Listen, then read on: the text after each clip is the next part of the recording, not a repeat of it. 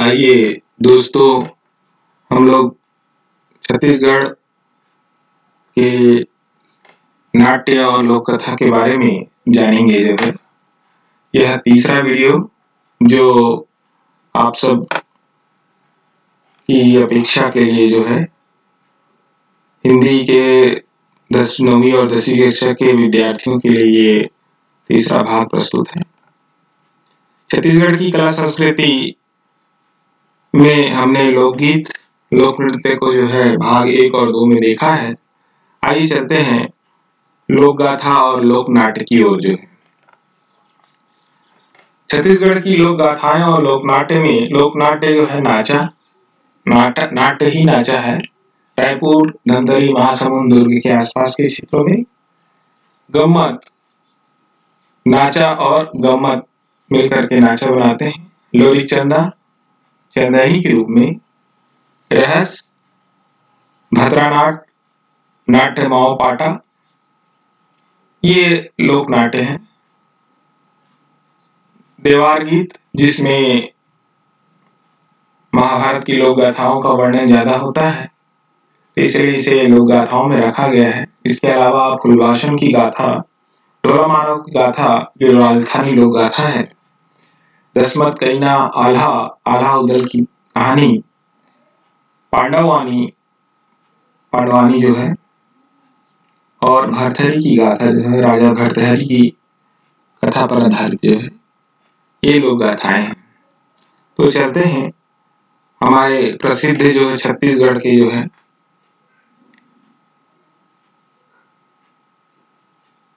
लोरिक चंदा चंदैनी की ओर। लोरिक और चंदा की प्रेम कहानी को लोकगीत के मादक स्वरों में इसे गुथी हुई है, जिसे अंचल के लोग चंदैनी कहते हैं। इसमें एक ही कलाकार अनेक पात्रों का अभिनय करता है। रामाधर साहू, सुखचंद लतेल इस कला में माहिर हैं।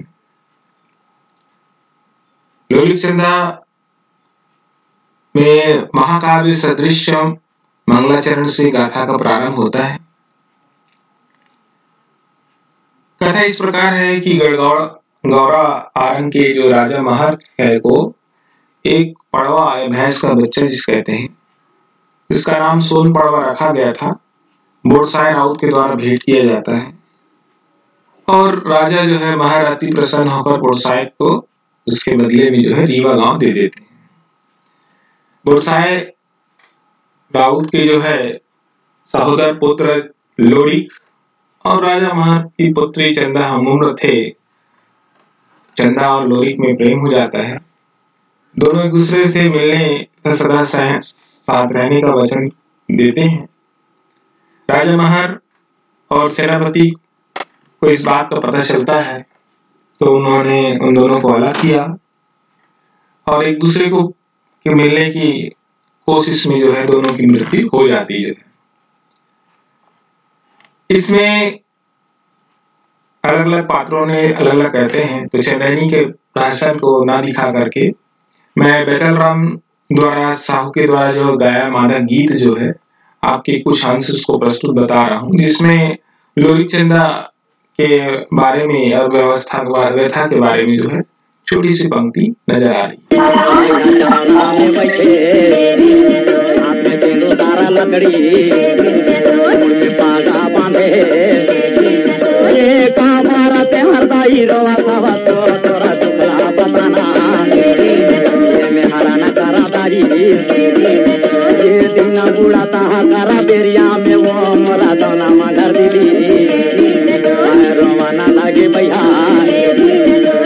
छोड़ दे बेचोड़ी मैं मर जाऊँ राजा, तोरा देखे बिना राजा ये कैसे कहाँ तो लगा बोला वो तोरा देखे बिना भैया मना करता के जोड़ी तब मालिन डोकरी अपन दुखला बतावे कैसे बतावे थोड़ी दोनों।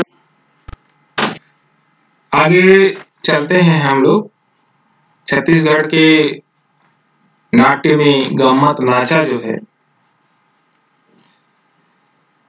गम्मत प्रहसन को कहते हैं और नाचा जो है प्रहसन के पहले नृत्य जो किया जाता है उसे कहा जाता है। छत्तीसगढ़ के रायपुर, धमतरी, महासमुंद, दुर्ग, राजनांदगांव आदि जिलों में ये प्रचलित है। छत्तीसगढ़ की पहली नाचा पार्टी के जनक स्वर्गीय दाऊ दुलार सिंह मंदा जी 1929 से 1928-29 में उन्होंने ये पार्टी का निर्माण किया था।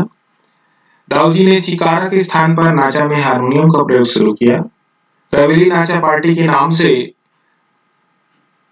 दाऊ मंदा जी ने जो है अपने गम्मत के माध्यम से तत्कालिक सामाजिक बुराइयों को जमकर प्रहार किया और जन जागरण लाने में सार्थक भूमिका निभाई।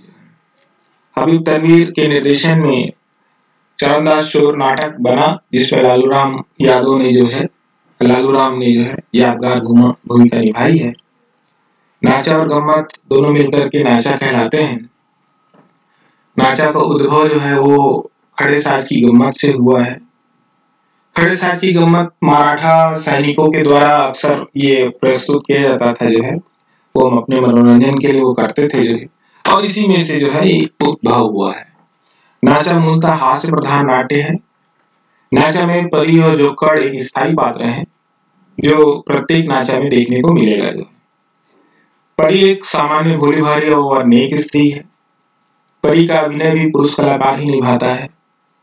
मंच पर जोकड़ से संवाद करते हुए कांसे के लोटों पर सिर रखकर परी नृत्य करने लगती है और सिर पर जो है आड़ा रखा हुआ लोटा भी घूमने लगता है। ये अक्सर देखने को मिलता है। नाचा के बाद गम्मत या प्रहसन होता है, जिसमें जोकड़ या जोकर के द्वारा हंसी मजाक में तीखा व्यंग प्रस्तुत किया जाता है। नाचा रात भर चलता है और सुबह कर्मा के साथ समाप्त होता है। तो नाचा और मनोरंजन के साथ साथ जो है लोगों के बीच सामाजिक बुराइयां, जन जागरण लाने का एक माध्यम रहा है छत्तीसगढ़ में। अगले चलते हैं देवार गीत की ओर। क्योंकि देवार गीत जो है इसमें जरासंध, कीचकवध या महाभारत की कथा इत्यादि गाई जाती है, तो इसे जो है गीत के साथ साथ जो है इसे लोक गाथा के रूप में भी प्रस्तुत किया जा सकता है। इसके देवार गीत, देवार एक भ्रमणशील घुमंतु जाति है के लोग होते हैं, उन लोग गाते हैं। इनके गीतों में रोचकता है, आवाज में जादू है, क्योंकि ये भ्रमण करते हैं और अलग अलग जगह को जानते हैं। देवार गीत में रुझू, ठगरू, मादा आदि के साथ ये गाए जाते हैं। देवार जाति के लोग पहले गोंड राजाओं के दरबार में गाया करते थे जो है, और अकाल इत्यादि और समस्याओं के कारण उन्होंने वहां से त्याग दिया। नाचा के समय में मनराजी दाऊ और दाऊ रामचंद देशमुख ने जो है इनकी कला को पहचाना और मान दिया। चंदेनी गोंदा कार्यक्रम के बैनर तले देवार डेरा का भव्य मंचन भी किया गया। हबीब तनवीर ने देवार बालाओं को नया थिएटर में महत्वपूर्ण भूमिका दी, जिसमें बरतनीन बाई, गजराबाई, ताराबाई, गीताबाई, गुलाबबाई और मिर्चाबाई मुख्य नर्तकी और गायिका थी। देवार गीत की कलाकार में किस्मत बाई, रेखा देवार बिलासपुर की, जगन्नाथ यादव और मंगलूलाल साहू रतमारा बालोद से जो है। रेखा देवार अभी प्रसिद्ध जो है देवार गीत गायिका है, तो उनके गीतों की छोटी सी झलक। देख तो रेखा बाई के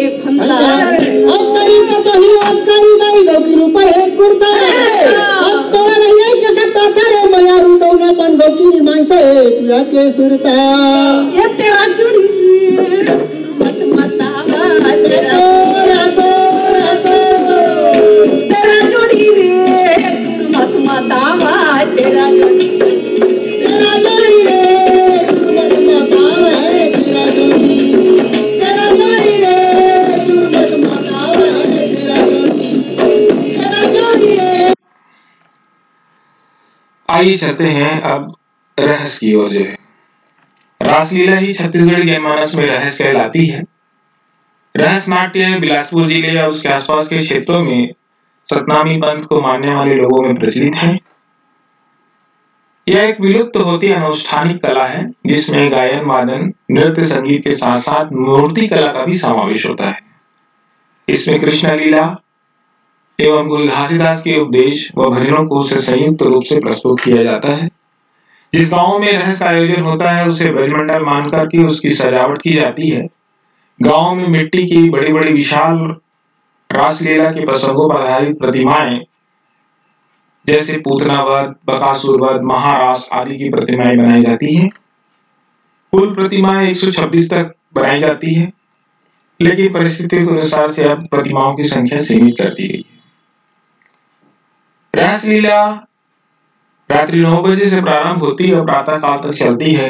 रहस्य में गम और गम्मत के कार्यक्रम साथ में चलते हैं और रहस्य गम्मत के सभी कलाकार पुरुष होते हैं। वे स्त्री के जो है पात्र का अभिनय भी करते हैं। इस तरह से छत्तीसगढ़ के आसपास में ये चीजें मिलती हैं। यानी हमें यहाँ पे देखने को मिला बिलासपुर के क्षेत्र में जो रासलीला का आयोजन करता है उसमें महाभारत की कथाओं को जो है मूल रूप से जो है प्रस्तुत किया जाता है। आगे चलते हैं बस्तर के नाट्य क्षेत्र में और हमें देखते हैं भद्रा नाट और नाट्य माओ पाटन। भद्रा नाट उड़ीसा से लगने वाले बस्तर के पूर्वी क्षेत्र में निवास करने वाले भद्रा जनजाति में प्रचलित है। बस्तर के पूर्व शासक जगन्नाथपुरी की यात्रा पर गए थे। जगन्नाथपुरी से वापस आकर बस्तर में भी जगन्नाथ का मंदिर बनवाया और भगवान जगन्नाथ की रथ यात्रा को अध्ययन करने लगे। रथ यात्रा के अवसर पर आयोजित नृत्य नाट्य से भद्रा नाट्य का उद्भव हुआ है। इसमें रावण वध, कंसवंश, कीचक वध आदि नाट अधिक प्रसिद्ध है, लोकप्रिय है। भद्रा नाट जो है या के मुखौटे जो है और वेशभूषा जगन्नाथपुरी से पहले मंगाए जाते रहे हैं। इसके बाद हम देखते हैं माओ पाटा। बस्तर का दूसरा नाट्य माओ पाटा है जो मुरिया जनजाति में प्रचलित है। यह लोक नाट्य शिकार कथा पर आधारित है जिसमें आखिर जाने की तैयारी से लेकर शिकार से लौटना, पूर्ण होना, सकुशल वापस आना, है ना, ये सारी समारोह मनाने तक की तैयारी की घटनाओं को जो है नाटकीय रूप से मंचन किया जाता है इसमें, यानी शिकार आधारित नाट्य है ये। आगे चलते हैं लोक गाथा की ओर और चलते हैं ढोला मारू। ढोला मारू मूल रूप से राजस्थानी प्रेम प्रसंग है। इसकी कथा के अनुसार से राजा नल के पुत्र साल कुमार का विवाह बचपन में ही पुंगल बीकानेर जो आज का समय है, जामरू देश बोला जाता था पहले उन्हें, के पवार राजा पिंगल की पुत्री ढोला से हुआ था जो है। परंतु वयस्क होने पर राजकुमार का विवाह जो है कहीं और कर दिया गया। बचपन से की शादी को वो भूल चुका था जो है। राजकुमार की दूसरी पत्नी मालवणी राजा पिंगल के द्वारा भेजे गए संदेश वाहकों को मरवा देती थी जो है। पुत्री के बारे में गौना करवाने के लिए जब मैसेज या संदेश भेजा जाता था तो ये दूसरी पत्नी जो है उसके साथ कृत्य करती थी जो है। राजा पिंगल ने एक चतुर ढोली को नरवर भेजा और ढोली को राजकुमारी ने जो है अपने पास बुलाकर मारू राग में दोहे बनाकर दिए थे। बारिश की रिमझिम फुहारों में ढोली ने मल्हार राग में ढोली के मारू के राग के दोहे जो है उन्होंने गाना शुरू किया। गीत में राजकुमारी का नाम सुनते ही साल कुमार को अपनी पहली शादी याद आ गई और वह उसे गौना कराने के लिए जाना चाह रहे थे। इधर उमर सुमरा साल कुमार को मार करके राजकुमारी ढोला को प्राप्त करना चाहता था जो है। इसका षड्यंत्र के बारे में चतुर ढोले ने चुपके से राजकुमारी को बता दिया और राजकुमारी ने राजकुमार को ऊंट पर बैठा करके नरवर बजा के ले गई और वहां रहकर वहां राज करने लगी। तो इस पूरी कथा को जो है छत्तीसगढ़ में भी गाया जाता है। ढोला मारूबाई का सूरजबाई खांडे जो है के बाद भिलाई की रजनी रजक के द्वारा अभी छत्तीसगढ़ी में जो है ढोला मारू प्रेम प्रसंग को बहुत सुंदर तरीके से प्रस्तुत किया जाता रहा है। आइए सुनते हैं उनकी एक छोटी सी झलकी।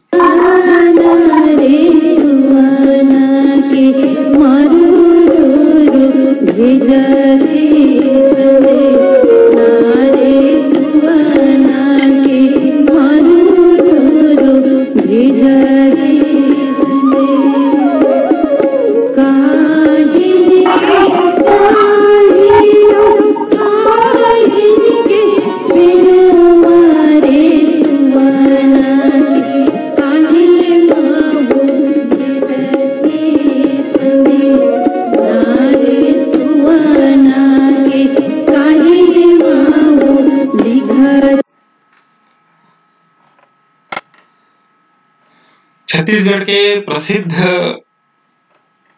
लोक कथाओं में से एक पांडवानी। पांडवानी का अर्थ है पांडवानी यानी पांडव कथा। महाभारत की कथा मूल रूप से इसमें कही जाती है। ये कथाएं छत्तीसगढ़ की प्रधान गोंड की एक उपजाति है और देवार जो घुमांतु जाति है इनमें गायन की परंपरा है। प्रधान किंकिनी वाद्य यंत्र एक तारा, उनको किंकिनी कहते हैं, उसके द्वारा और देवार रुंझू के द्वारा जो है वाद्य यंत्र का प्रयोग करते हैं। पांडवानी की दो शैलियां हैं, कपालिक और वेदमती। वे शैली जो कपाल में यानी दिमाग में मस्तिष्क में रहती है और तुरंत गाई जाती है उसे कपालिक शैली कहते हैं। और जो शास्त्रीय ढंग से शास्त्रों के अनुसार से गाई जाती है मूल रूप से बैठ कर गाई जाने वाली जो है शैली को वेदमती कहते हैं। और जो शैली खड़ी होकर के भाव भंगिमा के साथ में जो है गाई जाए उसे कपालिक शैली कहा जाता है। कपालिक गायिका में विख्यात तीजनबाई, शांतिबाई चेलक, उषाबाई बारले ये है। तीजनबाई छत्तीसगढ़ राज्य की पांडवानी लोक नाट्य गीत की पहली महिला कलाकार है जिन्होंने एशिया में विश्व में जो है नामकरण किया जो है। वेदमती के गायक जो है पुनाराम निषाद और पंचुराम रेवाराम आदि है। इसके अलावा ऋतु वर्मा, खूबलाल यादव, रामभद्र सिन्हा, फूल सिंह साहू, लक्ष्मी साहू, प्रभा यादव, पुनियाबाई, जेनाबाई आदि हैं। मंजू निषाद तीजनबाई की शिष्या। इसमें हनुमान, भीम मिलाप, जरासंध, कीचक वध, गीता उपदेश आदि जो है प्रमुख रूप से गीतों के रूप में गाए जाते हैं, कथा को सुनाए जाते हैं। आइए तीजनबाई की छोटी सी झलक गीता उपदेश के हिस्से में से देखते हैं वो क्या सुना रही है। तैयारी नहीं है सरजून, तब अब उठा कर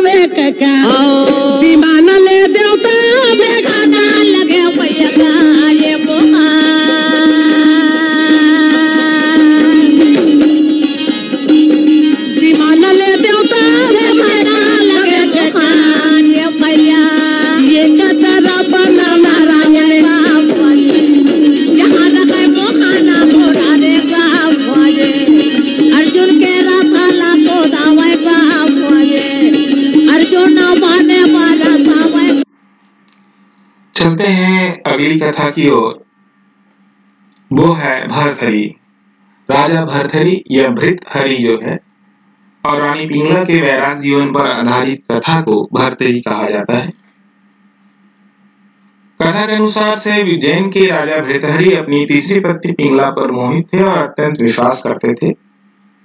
गुरु गोरखनाथ जी उनके महल में आए तो उन्होंने एक चमत्कारी फल राजा को दिया और चमत्कारी फल को राजा ने रानी को दिया था। जो है कहा जाता है कि रानी ने कोतवाल को और कोतवाल ने वैश्य को और वैश्य ने राजा को पुनः वो फल प्रदान किया जाए।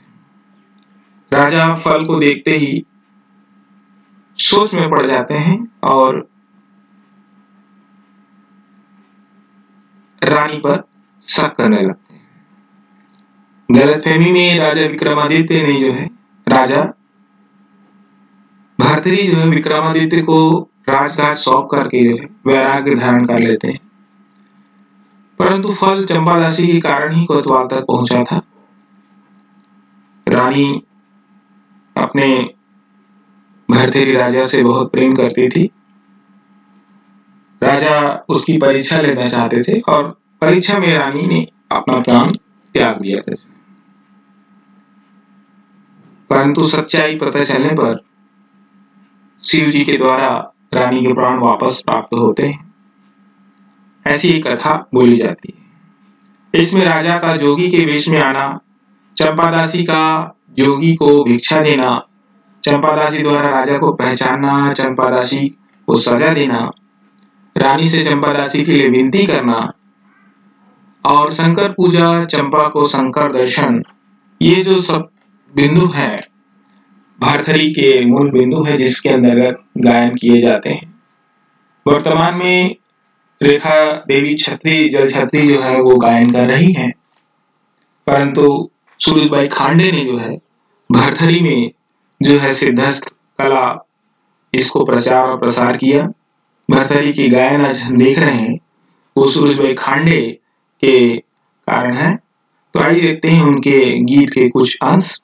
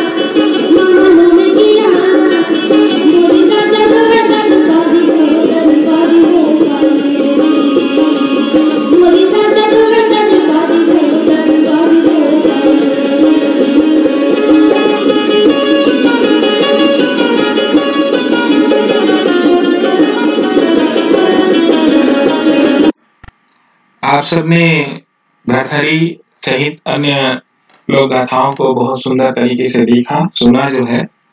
उम्मीद करता हूं कि ये वीडियो आप सबके लिए प्रेरणादायक रहा होगा, शिक्षाप्रद रहा होगा। ये मूल रूप से शिक्षा के लिए, सीखने के लिए, जानने के लिए कि क्या होता है इसके बारे में मैंने आपको बीच प्रस्तुत किया है। उम्मीद करता हूं आपको ये वीडियो बहुत अच्छा लगा होगा। इसके अलावा छत्तीसगढ़ के लोकगीतों में के और छत्तीसगढ़ के आदिवासी लोक नृत्यों के बारे में 2 वीडियो पहले भी बनाए गए हैं, आप उन्हें भी देखिए। इस वीडियो को लाइक कीजिए, सब्सक्राइब कीजिए। जो है मैं विकेश शाही सर आप सबको वीडियो देखने के लिए धन्यवाद करता हूँ। जय जोहार।